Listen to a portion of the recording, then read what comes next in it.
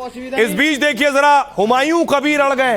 वो कह रहे हैं वो तो गाय की कुर्बानी करेंगे और उकसाने वाला बयान दे रहे हैं। भी होगी, कुर्बानी होगी, गाय की भी कुर्बानी होगी, बकरी भी कुर्बानी होगी, ऊँट भी होगी, दुम्बा भी होगी। सारे पशु जो है वो कुर्बानी का जायज़ है, वो कुर्बानी होगी, कोई रुक सकता नहीं। वो कुर्बानी का जायज़ है, वो कुर्बानी होगी, कोई रुक सकता नहीं। कुर्बानी होगी, गाय की भी कुर्बानी होगी, बकरी भी कुर्बानी होगी, ऊँट भी होगी, दुम्बा भी होगी। हुमायूं कबीर कह रहे हैं गाय की भी कुर्बानी होगी, लेकिन पिछले दिनों अरशद मदनी ने खास तौर पर मना किया था और कहा था इसे राष्ट्रीय पशु घोषित करो। मत गाय के नाम के ऊपर बाबा कत्ल कर रहे हो लोगों को। किस लिए कत्ल कर रहे हो? तुम कहते हो कि गाय को मत ज़बा करो, मैं कहता हूं एक कदम आगे बढ़कर मत ज़बा करो। मैं मुतालबा करता हूं, तुमने जिस तरह मोर को नेशनल बर्ड बना रखा है, मैं मुतालबा करता हूं गाय से मजहब हिंदू का जुड़ा हुआ है, तुम उसको नेशनल जानवर बनाओ। जो बेचता है कसाई को वो भी मुजरिम है, जो खरीदता है वो भी मुजरिम है, जो खाता है वो भी मुजरिम है, जो ज़िबा करता है वो भी मुजरिम है। हम तुम्हारे साथ हैं, क्यों नहीं करते हो? बेबस लाचार लोग हैं। जहां मिल गए हरिजन है, मरी हुई गाय को बुला कर खिलाए हैं, उसके चमड़े को उतार पीट पीट करके मार दिया और कोई पूछने वाला नहीं है। हम ये मुतालबा किया, हम कहते हैं, दावा करते हैं, मुतालबा करते हैं कि गाय को मोर की तरह नेशनल बर्ड है वो, इसको नेशनल जानवर बनाओ और हर सतह पर जहां गाय के साथ जुल्म हो उसको पकड़ करके फांसी के तख्ते पर चढ़ा दो। बकरीद से पहले बंगाल में एक नया बवाल शुरू हो गया है। बाबरी वाले हुमायूं कबीर ने शुभेंदु सरकार को अब खुला चैलेंज दे दिया है, ऐलान कर दिया है कि गाय की कुर्बानी होकर रहेगी। जो हुमायूं कुछ दिन पहले बुलडोजर एक्शन पर शुभेंदु की तारीफ कर रहे थे, वो अब उन्हें आंखें दिखा रहे हैं। कह रहे हैं कि बकरीद पर वो गाय, ऊंट और बकरी की भी कुर्बानी देंगे और जरूरत पड़ी तो सड़क पर भी नमाज पढ़ेंगे। कोई मुसलमान को गाय खाने के मना करे तो गवर्नमेंट ऑफ वेस्ट बंगाल का जियो करके मना कर दीजिए, लेकिन कुर्बानी तो होगा ही। टीएमसी और विपक्ष की कई पार्टियां भी पशुवध पर शुभेंदु के फैसले पर सवाल उठा रही हैं और हुमायूं जैसे नेता जिस तरह भड़काने में लगे हैं, उससे सवाल खड़े हो रहे हैं कि क्या बंगाल में फिर कोई बड़ा बवाल या बखेड़ा खड़ा होने वाला है। अब देखिए जरा, ये वही हुमायूं कबीर है जो कभी बाबरी मस्जिद बनवाने को लेकर और बनाने को लेकर माहौल खराब करते।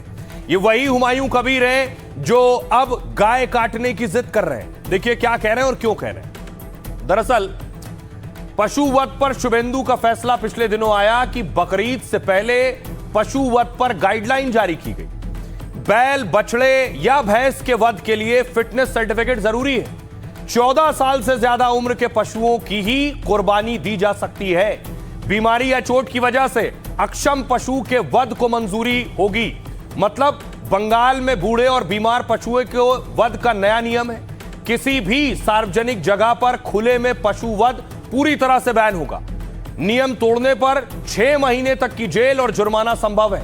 कुर्बानी को रोकने या बैन करने जैसा कहीं कोई आदेश नहीं है। हुमायूं कबीर चैलेंज दे रहे हैं, शुभेंदु को चेतावनी देता हूं कि आगे आंख से मत खेलो। कुर्बानी पर रोक लगाई तो उनके लिए मुश्किल खड़ी हो जाएगी। कुर्बानी 1700 साल से चली आ रही है, उसे कोई रोक नहीं सकता। बंगाल में गाय की भी कुर्बानी होगी, बकरी और ऊंट की भी होगी। सरकार के पास अधिकार है कि वो गाय पर आदेश जारी कर सकती है, लेकिन न हम सुनने वाले हैं न कुर्बानी रुकने वाली है। इमरान मसूद कह रहे हैं कांग्रेस सांसद हुमायूं कबीर बीजेपी का एजेंट है, वो चंद पैसों में बिक गया है और मुसलमानों के बीच नफरत फैलाने के लिए हथकंडे अपना रहा है। सरकार गाय को राष्ट्रीय पशु का दर्जा क्यों नहीं देती है? अब टीएमसी ने क्या किया है, नए नियम के रीति रिवाज और गरीबों को भारी आर्थिक नुकसान होगा, इससे टीएमसी का कहना है। गरीब इस उम्मीद में मवेशी पालते हैं कि जरूरत पड़ने पर बेच सके। बकरीद के समय इस तरह का कारोबार और फलता फूलता है। ऊपर से बकरीद में केवल एक स्वस्थ पशु की कुर्बानी दी जाती है। बीमार और बूढ़े जानवर की कुर्बानी इस्लाम में भी मान्य नहीं है। इसलिए बकरीद पर बंगाल सरकार के नए नियम से छूट दी जाए, लेकिन कलकत्ता हाईकोर्ट ने टीएमसी की याचिका खारिज कर दी और कहा कि गाय की कुर्बानी त्योहार का कोई अनिवार्य हिस्सा नहीं है। अब सुनिए जरा, कुर्बानी पर जो बवाल मचा है, हंगामा मचा है, क्या कह रहे हैं सियासतदान। उनको सम्मान करना चाहिए, लेकिन कुर्बानी होगा, गाय का भी होगा, बकरी भी होगा, ऊँट भी होगा। तो सारे जो पशु है कुर्बानी के लिए जो जायज है, जो कुरान में जो लिखा हुआ है वो होगा। नरेंद्र अधिकारी को ने डायरेक्ट बोल रहा है, ये आग लिए खेलने नहीं चाहिए। ये आग के लिए खेलेगी तो वो कुर्बानी कोई बंद करेगी तो उनका ही खराब होगी। सरकार असम में गोवा के अंदर के किसकी सरकार है? बीजेपी की सरकार है। बीजेपी की जब वहाँ नहीं रोक पा रही तो मुझे तो यहाँ भी उम्मीद नहीं लगती कि बीजेपी यहाँ रोक पाए। देखिए, आप अगर बोलेंगे कि हमें कम्युनल हार्मोनी मेंटेन करना है तो हमें ऐसा काम नहीं करना चाहिए कि जिससे कोई संप्रदाय को ठेस पहुंचे। तो सबकी चिंता करते हुए हमें अपनी जो आस्था है उसको पालन करना चाहिए। हमारा मजहब ही ये कह रहा है कि हम दूसरों के मजहब का एहतराम करें और वो गाय को आस्था के रूप में देखते हैं। तो मैं तो ये मांगता हूं कि देश की सरकार को जो है गाय को कोई इम्पोर्टेंट हिस्सा देना चाहिए और राष्ट्रीय पशु के तौर पर उसे घोषित करना चाहिए। शुवेंदु अधिकारी ने गाय को रोककर अपने लिए कब्र खोदी है। ये बहुत बड़ा नुकसान उसने अपने लिए कर लिया है। गो हत्या नहीं करना है, ठीक है, मान लेगा हम, किंतु इंडिया में गो मांस 2 नंबर में है। साधारण आदमी कुर्बानी देगा, ये नहीं चलेगा। अब देश का गोरू गाय को जबा करके विदेश में भेज देगा, वो जायज है। तो एक बवाल कुर्बानी को लेकर अगर आप देखेंगे, आजकल सबसे ज्यादा बंगाल सुर्खियों में है। नई सरकार बनने के बाद नए नए फैसले आ रहे हैं। अब अगला फैसला जो ऑर्डर है वो घुसपैठियों को लेकर है। आपको बताऊं, बंगाल में अब शुभेंदु की तैयारी है कि घुसपैठियों का बैग पैक करके उन्हें वापस बांग्लादेश भेजा जाए और जो बंगाल में मौजूद है बांग्लादेशी जिनके ऊपर सीए लागू होना है, तो सीए कानून भी बंगाल में लागू होने जा रहा है और घुसपैठियों को वापस भेजने की तैयारी है। देखिए जरा, दरअसल कहां से बांग्लादेशी घुसपैठ होती है, सबसे पहले मैं आपको बताऊं, ये भारत का नक्शा है, ये आप देख रहे हैं बांग्लादेश, और बंद होगा घुसपैठ का रूट। सबसे पहले देखिए घुसपैठ, ये बांग्लादेश आप देख रहे हैं हरा, और ये जो बॉर्डर देख रहे हैं ये उत्तर 24 परगना है। उत्तर 24 परगना से घुसपैठ होती है। एक दूसरा देखिए जरा, ये नादिया देख रहे हैं, उसके ऊपर 24 परगना के ऊपर नादिया, यहां घुसपैठ होती है। मुर्शिदाबाद जहां से हुमायूं कबीर हैं, ये घुसपैठ वाले इलाके हैं। मालदा ऊपर आप देख रहे हैं, बांग्लादेश से घुसपैठ यहां से होती है। और ऊपर आइए, दिनाजपुर आप देख रहे हैं, यहां से बांग्लादेशी घुस आते हैं। और ऊपर जलपाईगुड़ी नॉर्थ बंगाल का हिस्सा जो है, और दार्जिलिंग में, ये वो जिले हैं जहां से घुसपैठ होती। उत्तर 24 परगना, नादिया, मुर्शिदाबाद, दिनाजपुर, मालदा, जलपाईगुड़ी और दार्जिलिंग। इसलिए अब देखिए क्या कर रहे हैं अब शुभेंदु अधिकारी। शुभेंदु ने सबसे पहले बाड़ेबंदी की है इन जिलों में जहां फेंसिंग नहीं है, और जमीन दे दी है। वो तस्वीर आप देख रहे हैं, बीएसएफ के हवाले दार्जिलिंग का गांव है, ये उसकी तस्वीर आप देख रहे हैं। बॉर्डर सिक्योरिटी फोर्स को एक गांव दिया गया है सुरक्षा के लिए, यहां फेंसिंग भी होगी और चौकसी भी होगी, जिससे कोई घुसपैठिया ना घुस पाए।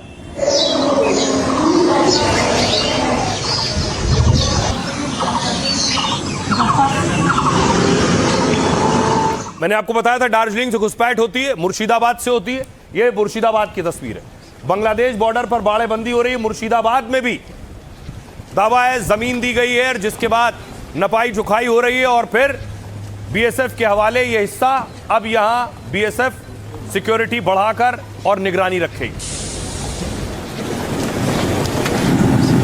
और आरोप लगता है अब तक ममता बनर्जी सरकार से जमीन मांगी जा रही थी, लेकिन सरकार ने दी नहीं। अब मैं आपको बताऊं कि 3D फॉर्मूला क्या है शुभेंदु अधिकारी का, जिसके तहत बांग्लादेशियों पर कार्रवाई होने वाली है, सबकी वापसी होगी। शुभेंदु ने घुसपैठियों के खिलाफ 3D प्लान का ऐलान किया है। पहला डी क्या है? डिटेक्ट, यानी संदिग्ध घुसपैठियों की पहचान करना। दूसरा डी है डिलीट, यानी सरकारी रिकॉर्ड और दस्तावेजों से नाम हटाना। और तीसरा डी है डिपोर्ट, यानी हिरासत में लेकर घुसपैठियों को देश से बाहर करना। शुभेंदु ने बीएसएफ अधिकारियों के साथ बैठक के बाद साफ कह दिया है, बंगाल पुलिस संदिग्ध घुसपैठियों को पकड़कर सीधे बीएसएफ को सौंप देगी और बीएसएफ बांग्लादेश बॉर्डर गार्ड के साथ तालमेल और बातचीत करेंगे। बांग्लादेश की तरफ से जांच में उनके देश के होने की पुष्टि होती है, यानी जो घुसपैठिए पकड़े जाएंगे उनके डॉक्यूमेंट्स भेजे जाएंगे बांग्लादेशी एजेंसियों को, वहां उनकी पहचान परेड होगी, दस्तावेज सही होंगे, इसके बाद कानूनी प्रक्रिया से घुसपैठिए बांग्लादेश भेजे जाएंगे। बांग्लादेश की तरफ से और ना घुसपैठ हो इसके लिए इंतजाम हो रहे हैं। शुभेंदु सरकार ने बॉर्डर की 27 किलोमीटर की जमीन बीएसएफ को सौंप दी है और 18 किलोमीटर में कटीले तारों की बाड़ लगेगी, बाकी में बीएसएफ की चौकियां होंगी, लोग घुस कर ना आने पाए जहां फेंसिंग नहीं है। घुसपैठ रोकने के लिए मुर्शिदाबाद और मालदा पर खास फोकस होगा। मुस्लिम बहुल इन दो जिलों से सबसे ज्यादा घुसपैठ की खबर आती है कि यहां लोग घुस आते हैं, फर्जी आधार कार्ड बन जाते हैं, पहचान पत्र और फिर वहीं बस जाते हैं। लेकिन अब वहां मजबूत सुरक्षा और सीए कानून लागू होगा। बंगाल में जो सीए के दायरे में नहीं आते वो घुसपैठिए माने जाएंगे। सरकार ने कहा है सीए के तहत पाक, बांग्लादेश, अफगान के अल्पसंख्यकों को राहत मिली। हिंदू, सिख, बौद्ध, जैन, पारसी और ईसाई समुदाय के लोग इसमें आते हैं। लेकिन वही शरणार्थी जो 31 दिसंबर 2014 को या उससे पहले भारत आ गए, जो विदेशी सीए की शर्त पूरी करते हैं, उन्हें परेशान नहीं किया जाएगा। शुभेंदु सरकार की कार्रवाई सिर्फ अवैध घुसपैठियों के खिलाफ होगी।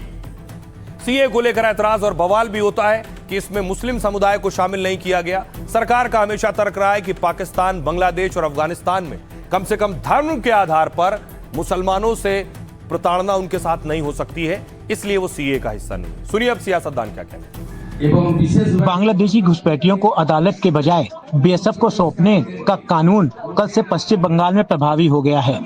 पुलिस और आरपीएफ को निर्देश दिए गए हैं कि जो भी अवैध बांग्लादेशी सीए के दायरे में नहीं आते हैं उन्हें अदालत में पेश न किया जाए और इसकी साप्ताहिक रिपोर्ट डीजीपी के माध्यम से सीएमओ को भेजी जाए। ये तो उनका वादा था चुनाव में कि वो बॉर्डर फेंसिंग के लिए जमीन देंगे, उसी को पूरा किया। इसको लेकर इतना खबर बढ़ाने का कुछ नहीं है। जमीन तो उधर बंजर पड़ा रहता है, उसको कोई वैल्यू नहीं है। इसी को करके वो इतना पब्लिसिटी के वो ले रहे हैं। बॉर्डर सुरक्षित होगा और टीएमसी ने जो एक मशीन बनाए रखा था ना कि राहुल जी जैसे बोलते हैं इधर से आलू घुसेगा उधर से सोना निकलेगा, तो ऐसे बॉर्डर से इन्फिल्ट्रेटर ढुकेगा, इधर घुसेगा, इधर तृणमूल का वोटर बढ़ेगा। वो मशीन हम बंद करने वाले हैं। जो बेआईनी घुसपैठी कोई बाहर से कोई अलग देश से आएगा तो उनको खिलाफ कार्रवाई होना चाहिए। लोकल जो थाना है वो पकड़ के बीएसएफ को हाथ के सौंप देगी तो बीएसएफ को उनको उसी देश में कांटेक्ट करके वो वापस देगी। यही तो बोला है, वो तो होना ही चाहिए। शुभेंदु के जो एक्शन है वो इस वक्त खबरों में, चाहे वो बीएसएफ को जमीन देना हो या फिर अब तक टीएमसी के नेताओं पर कार्रवाई की गई हो। ये तस्वीर देख रहे हैं, टीएमसी के पार्षद हैं, काउंसलर हैं टीएमसी के नॉर्थ 24 परगना के, जिनकी गिरफ्तारी हुई है। बारासात के काउंसलर हैं टीएमसी के, उनकी भी गिरफ्तारी हुई है।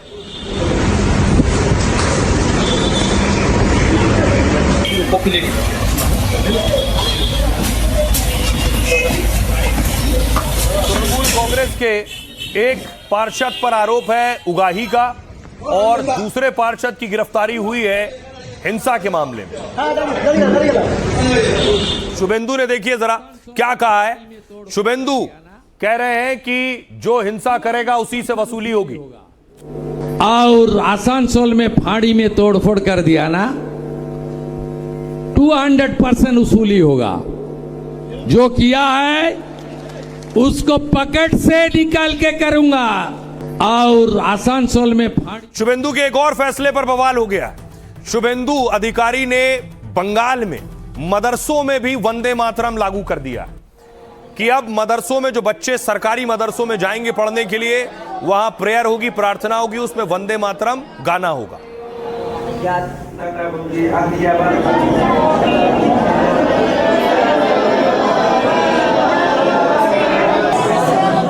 अब देखिए जरा वंदे मातरम पर नियम क्या है बंगाल में और इस पर विरोधी क्या कह रहे हैं। बंगाल की शुभेंदु सरकार ने यह बड़ा फैसला किया है कि अब बंगाल के सभी मदरसों में वंदे मातरम गाना अनिवार्य होगा।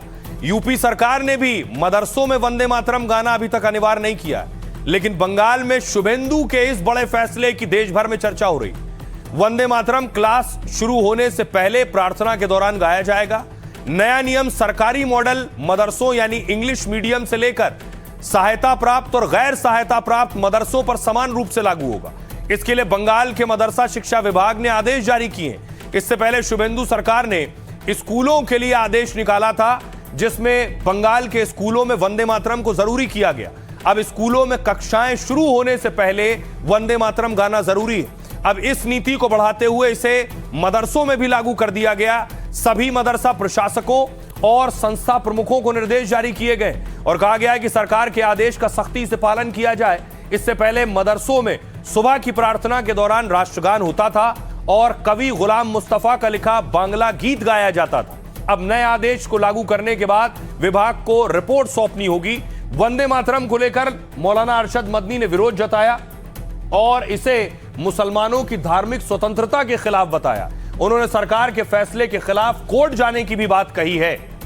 सुनिए जरा क्या कुछ कह रहे हैं वंदे मातरम पर सियासतदान। जो लोग जो है वो वंदे मातरम को लेकर के सांप्रदायिक असहिष्णुता और स्पृश्यता का माहौल पैदा करना चाहते हैं, अनटचेबिलिटी और इंटॉलरेंस का माहौल पैदा करना चाहते हैं, वो देश के सौहार्द के माहौल के ताने बाने को नुकसान पहुंचाने की कोशिश कर रहे हैं। ऐसे लोगों को सफल नहीं हो रहे। संविधान में बिल्कुल क्लियर है कि धार्मिक स्वतंत्रता होगी, धार्मिक इदारों के ऊपर किसी प्रकार की रोक टोक उनके ऊपर नहीं होगी।